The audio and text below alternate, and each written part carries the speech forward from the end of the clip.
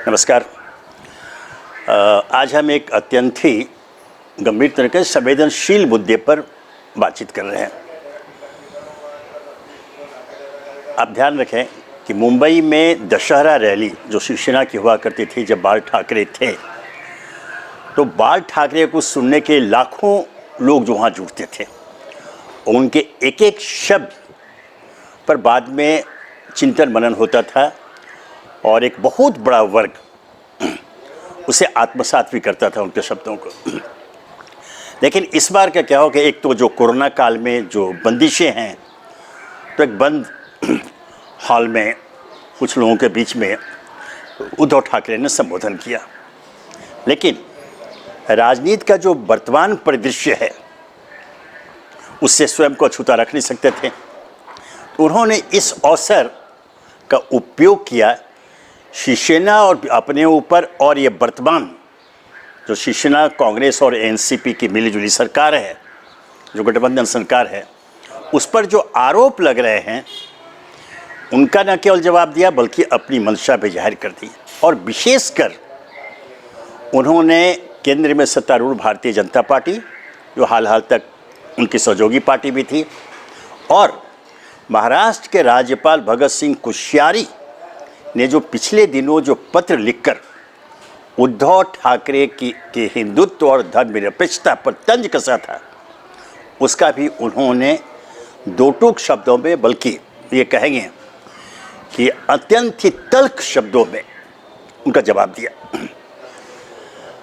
वो यही नहीं रुके। जब उन्होंने शुरुआत की, उन्होंने भारतीय जनता पार्टी को चेताते हुए कहा कि हमसे अगर उलझना है तो अपने रिस्क पर उलझना है। ये बहुत गंभीर बात है।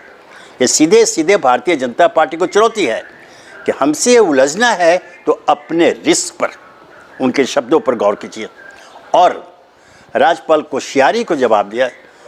ध्यान होगा पिछले दिनों कोश्यारी ने एक पत्र लिखा था लॉकडाउन को लेकर, क्योंकि बहुत सारे जो लॉकडाउन में बंधन उठाए गए थे, जो ढील दी गई थी, लेकिन धर्म स्थलों पर पाबंदी रहे वो भी बंद है। तो उन्होंने पत्र लिखकर ये तंज कसा था, जो ये राज्यपाल को शोभा नहीं था, जिस पद पर ये शोभा नहीं था, वो तंज कसा था कि लगता है कि उद्धव ठाकरे रातों रात धर्मनिरपेक्ष हो गए हैं।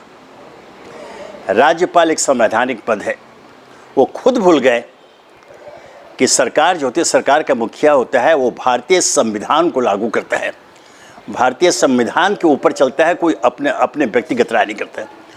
और धर्मनिरपेक्षता भारतीय संविधान का एक आधार है, तो उस पर तंज कसना ये राज्यपाल को नहीं चाहिए था। लेकिन उन्होंने पत्र लिखकर किया, उस समय जवाब दिया। और इस पर भी अपने संबोधन में, दशहरा रैली के संबोधन में भी उद्धव ठाकरे ने उन्हें कहा, बल्कि वो काफ़ी आगे बढ़ गए उद्धव ठाकरे। उन्होंने साफ कहा कि ये हमारी सरकार को गिराना चाहते हैं, ये उनका आरोप था।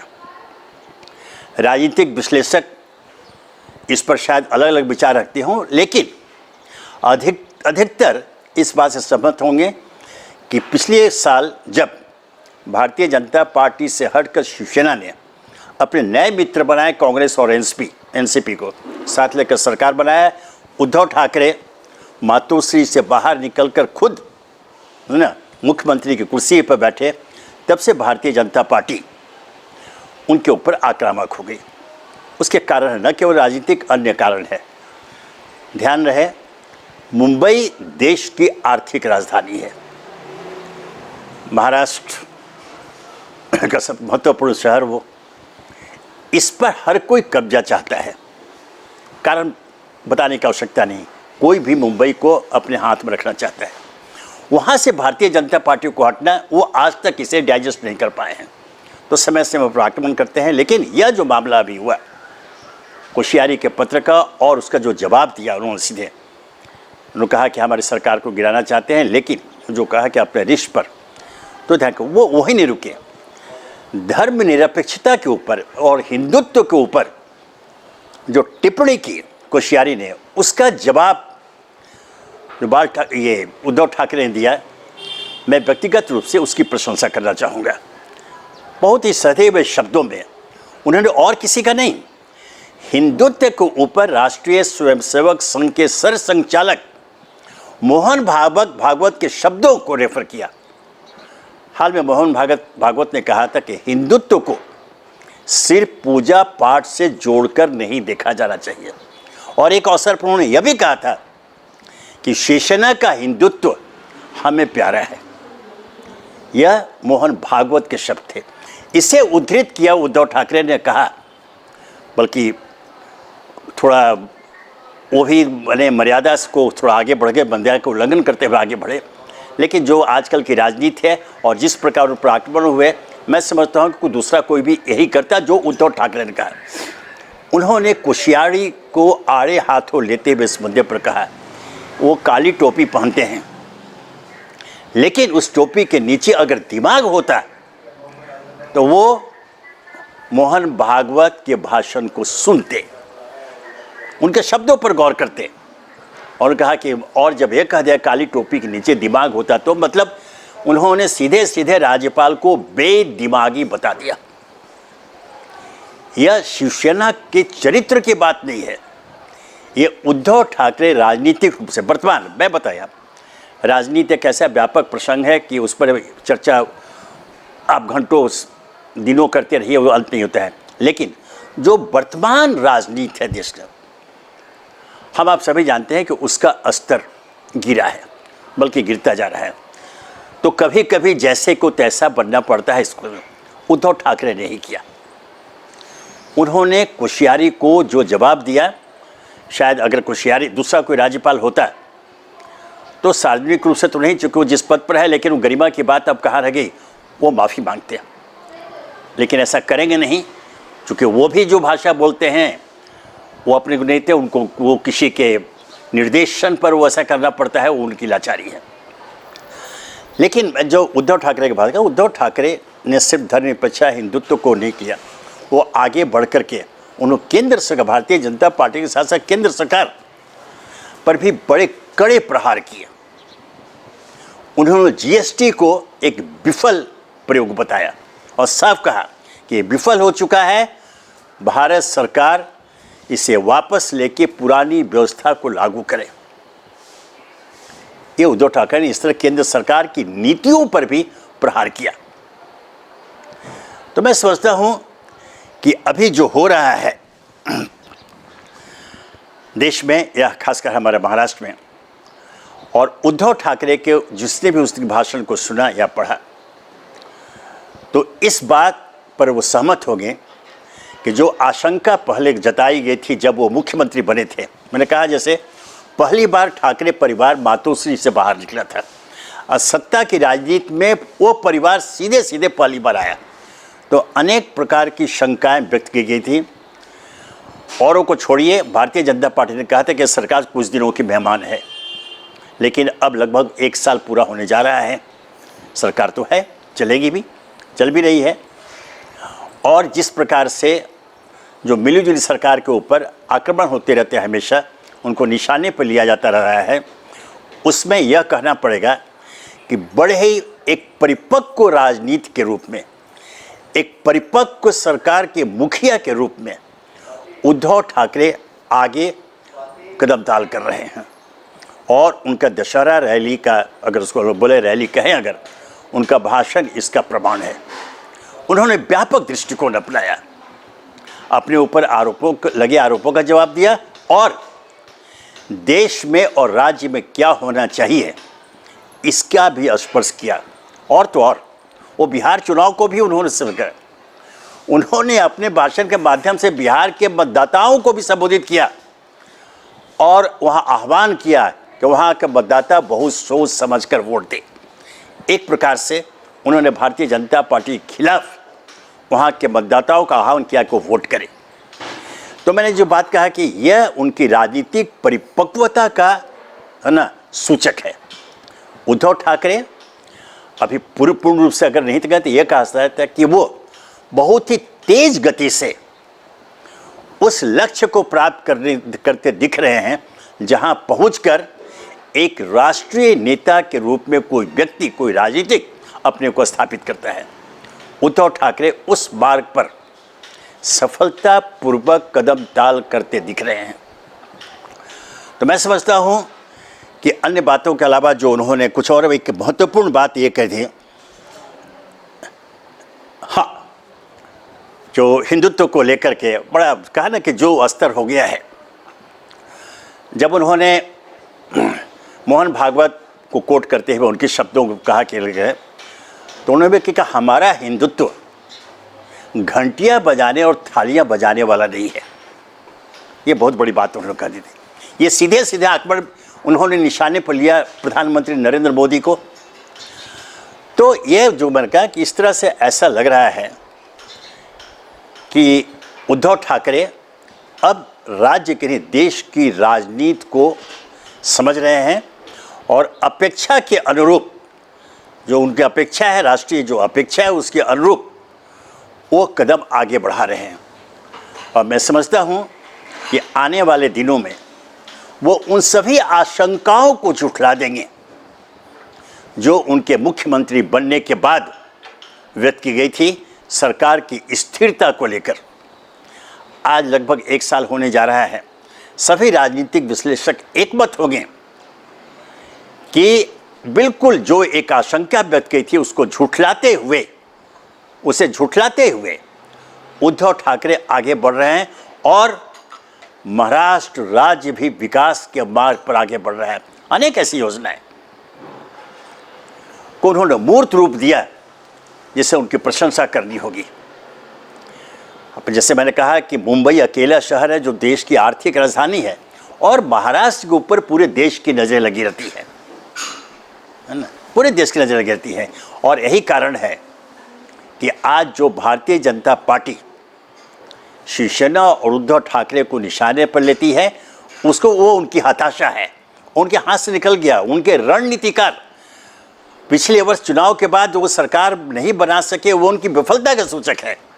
भारतीय जनता पार्टी के सभी रणनीतिकार विफल रहे थे और वहाँ एक अनुभवहीन जैसे कहा जाता था उद्धव ठाकरे और उनके सलाहकारों ने पूरी की पूरी भारतीय जनता पार्टी को उस मोर्चे पर मात दे दी।